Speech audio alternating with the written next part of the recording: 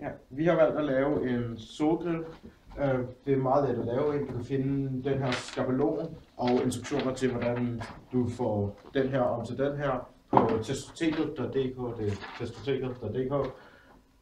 Alt der er til det er den her solgrill, som vi har valgt at lave i dobbelt størrelse fra hvad der står på skabelonen.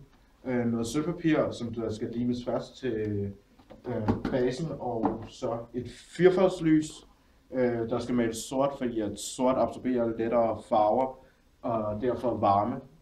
Det forklaret senere.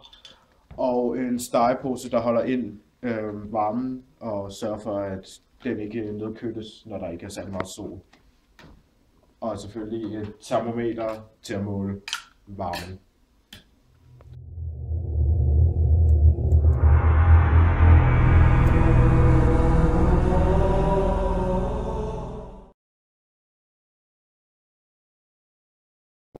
Den måde, den her solgrill virker på, det er ved, at når solen rammer den, så bliver alt sollys reflekteret ind mod nogenlunde et bestemt punkt, hvor den ting, som man så skal varme op, så er placeret.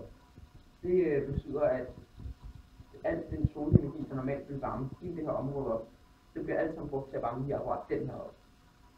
Det vil gøre, at den kan faktisk varme rigtig meget op, og med større solceller, så kan man faktisk også koge vand.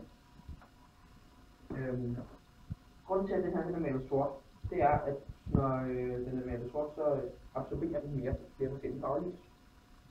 Hvid, det er jo alle forskellige bølgelængder af lys. Hvor sort, det er faktisk, når der ikke er noget lys.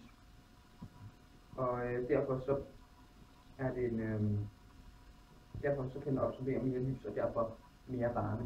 Men for eksempel med grøn, så vil den absorbere det røde og det blå lys. Men alt det grønne lys, det vil blive kastet tilbage, og vil ikke hjælpe til med at varme den op. Grunden til, at vi skal bruge stegeposerne, det er, at når den her bliver varm, så varmer den også luften omkring den op. Og varm luft stiger jo opad, og så vil det faktisk så komme kold luft ind ud til siderne, og så faktisk køle den ned. Så grunden til, at vi bruger en stegepose, det er for at holde den varme luft på plads, sådan at den ikke hele tiden bliver kølet ned af luftcirkulation. Grunden til, at sådan en her solgrill kan være rigtig smart, er, at i mange u-lande, f.eks. dem i Afrika, der er der rigtig meget sol. Og solen giver så en meget, meget nem og billig måde at lave mad på med sådan en her. Den skal selvfølgelig være større, hvis man skal kunne få vand op i kog, men så er det faktisk en rigtig god mulighed til at tilberede mad, helt uden at blive brugt til at bruge hverken strøm eller brænde.